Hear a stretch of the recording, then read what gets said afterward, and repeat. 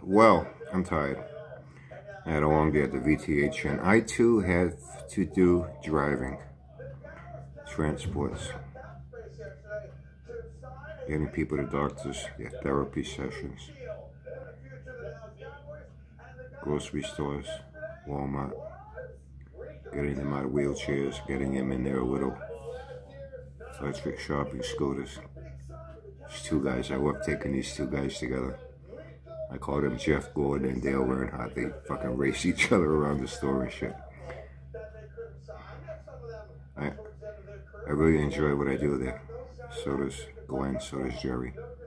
And due to the fact that Glenn has things to do this week, I'm covering for him tomorrow for his Wednesday, and Jerry's going to cover for his Saturday. Between the three of us as a team, no man gets left behind. So, hey, had Jabba died yet? I haven't checked the obituaries. I know he gave himself his last rites yesterday. Coming to join you, Elizabeth. What he won't do for attention and sympathy. You know, I know he's, hey Jabba, how do you like that? See, little birdie told me, say, hey Brian, somebody's calling your name. I said, oh yeah.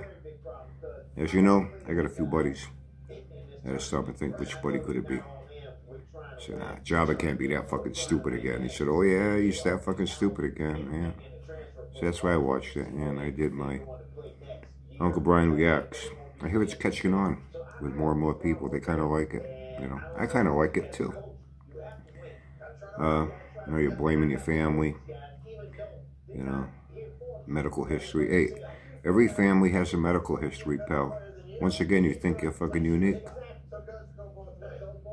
You expected people to be jealous of that too? They're jealous of you, jealous of your car? Who in their right mind would want to be you? Blaming your family, you know. Hey, we all have medical issues, you know. I know Dave won't mind me saying it. My friend Dave, down in Florida, DSC Racing. His daughter has cystic fibrosis. She said, I don't know about asthma. You know something, Jabba? I think I may know a little bit more about respiratory problems than you. Quite sure Dave does as well. That's what DRC Racing stands for, Drag Racing for a Cure. He hosts and promotes events to raise money for cystic fibrosis research and treatment. You know, his daughter has cystic fibrosis. My younger brother Kevin has cystic fibrosis. He's 5 years younger than me. I think about a year older than you, 2 years older than you. He's in better health than you've ever been.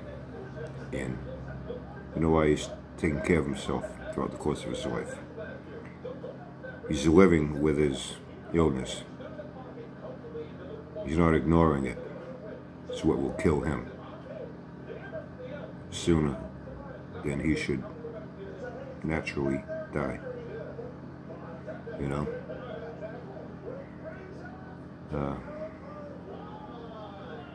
You know, back at that time, cystic fibrosis was a term that wasn't even heard. Back then, you had real bad asthma. It was just called real bad asthma, some worse than others. And it killed a lot of children.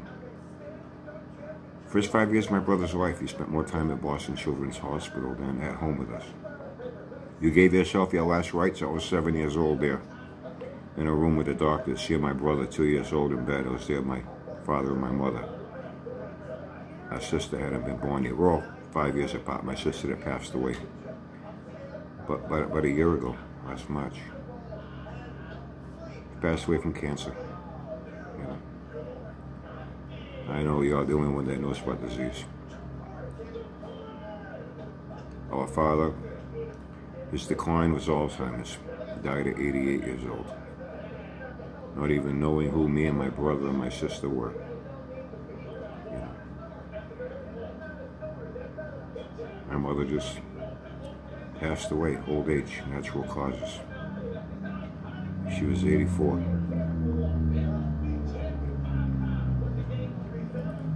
I saw my brother being given his last rites. They called a priest in to the room. They always have, you know, a priest, chaplain at hospitals.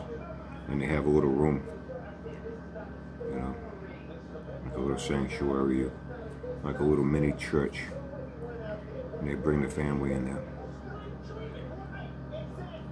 Doctors brought us in, told us, told my parents, I don't think your son's going to make it through the night. And then went back to his room, and they brought the chaplain and the priest. I saw them. I was 70. I didn't really fully understand it. I was too young, but I saw them give my brother his last rites. He managed to make it through the night, and he struggled. He was in the hospital for 3 straight months at that time. And treatments at home. We had twin beds in our bedroom. He had an ultrasonic nebulizer. I know Dave knows what I'm talking about, right, Dave? It's like called an oxygen tent with plastic, and it went around him. And he slept in there, and it had a tank with a chemical that mixed with water, and it put like a mist in there. It was very cool. It was always cold. He had to sleep in cold every night. That helped to open up his lungs, so it could help him breathe during the day. Then steroid treatments came along. New information came along regarding this disease. Newer treatments came along. And it continues, and hopefully one day this disease will be eradicated. Yeah. It's your job, but it doesn't know shit about medical care. Disease, treatment, avoidance. Doing your best to protect yourself any way you can. You don't give a fuck. You're just a fat fuck. You know more than everyone else, and look where you are. Look at the shape you are in. Obviously, you don't know shit. You make a fucking fool of yourself on here. Putting out all kinds of information. People don't even want to know. People don't want to know that shit. But you need to just run your mouth and ramble and babble what you got nobody else to talk to. Like I say, without YouTube, man, you wouldn't know what to do with yourself.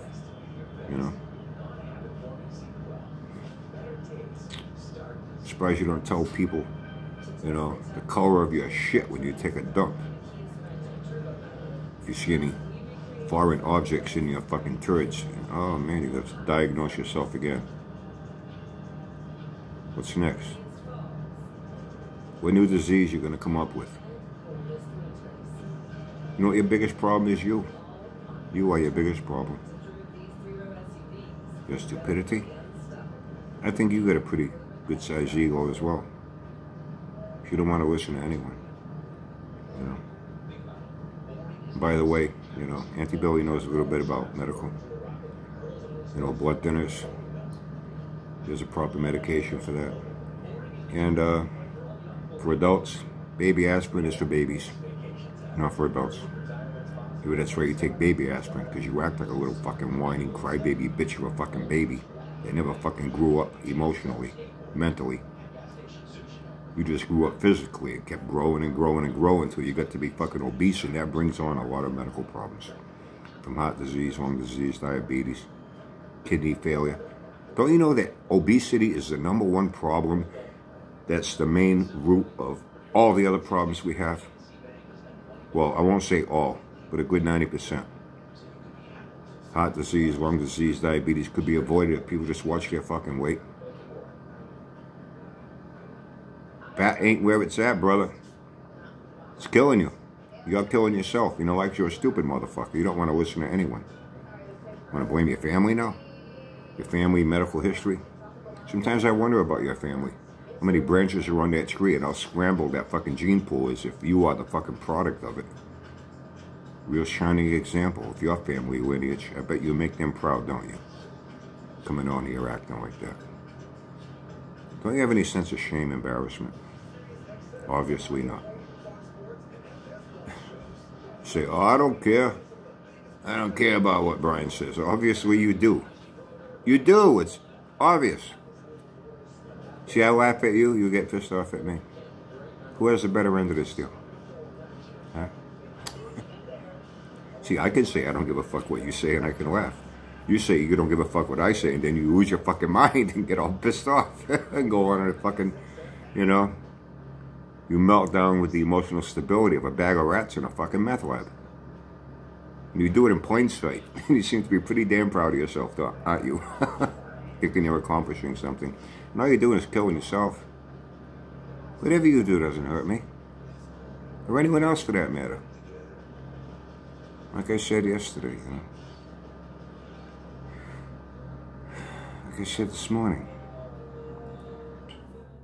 you are your own worst enemy. With all that junk that you hoard, you been telling me you never looked in a fucking mirror?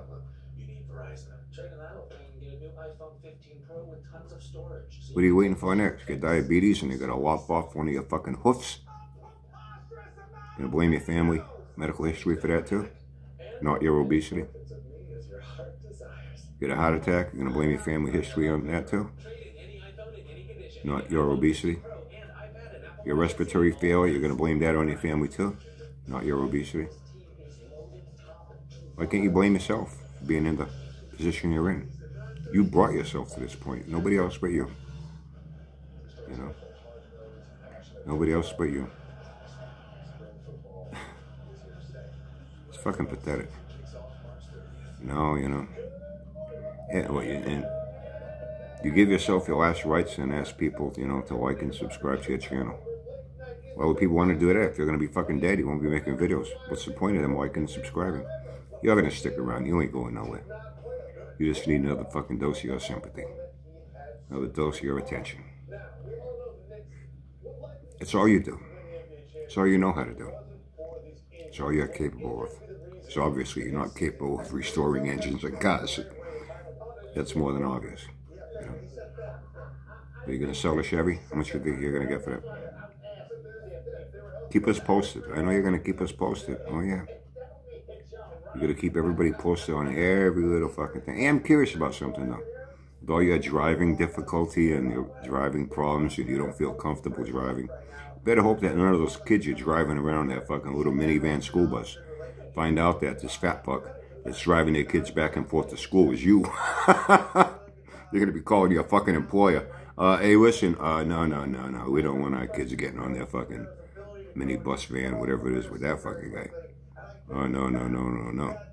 If you say, you openly said you can't trust yourself, why the fuck should these parents trust you? I wouldn't.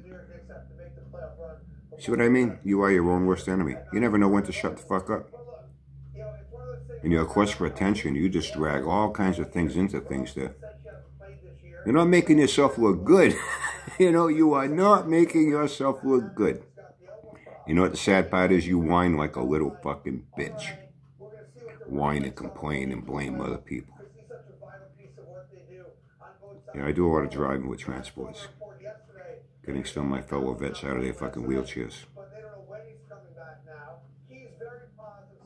When I get them to stores when they do their shopping. Help some of them put on their prosthetic limbs, amputees. Some with some emotional issues. You know, they're kind of introverted. Talk with them. Do things to get them involved in things. I play chess to get them. I've taught a few of them how to play chess. Same as Sherry. You know, same as Gwen. We all do the same thing. We look out for our own. And we leave no man behind. These guys don't cry and bitch and whine as much as you. Maybe because they're men. Not little fucking crybabies like you. Maybe that's why you take baby aspirin, because you're a fucking crybaby. You're an adult, you can take a regular aspirin. It's not a miracle cure. Yeah. Now you got stomach problems too. How's your bowels? Do you shit yourself when you fart? Huh?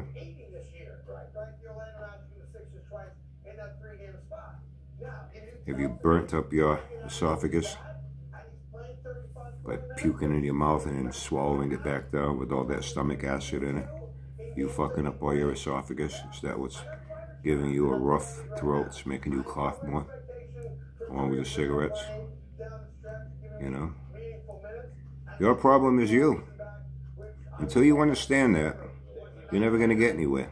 You're only going to get worse, not better. Lose 100 pounds. You want your life to get better? Lose 100 pounds and go see a fucking psychiatrist. I think there's a good chance that there will be a vast improvement in the quality of your life. Okay? So, sorry, no Happy Wednesday video tomorrow. I'm covering for Glenn. And catch up with you on Thursday. I'll keep checking the obituaries to make sure you're still around. You know what I mean? See what new updates you keep giving on yourself, your Chevy. You know, what your turds look like in your early morning bowel movement. You know what I mean? If there's been any change in the smell of your farts, that could be a precursor to another oncoming disease you're going to develop that you'll talk about to get sympathy and attention. Time will tell, as they always say, right? Okay, folks, I'm fucking dead tired. Hope you had a good day. And catch up with you on Thursday.